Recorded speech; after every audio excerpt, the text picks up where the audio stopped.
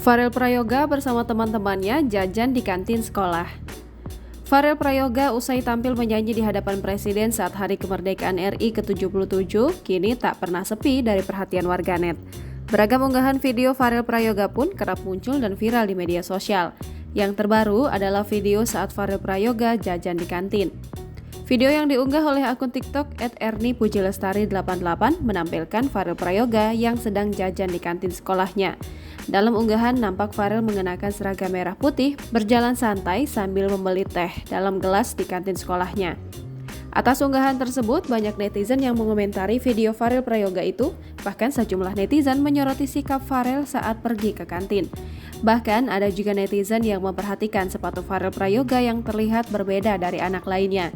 Ada juga netizen yang memprediksi harga sepatu milik Farel Prayoga yang dipakainya mencapai harga sekitar lebih dari 1 juta rupiah.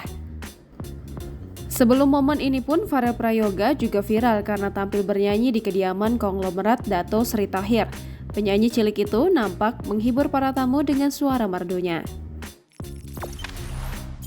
Jangan lupa subscribe, share, komen, dan like ya!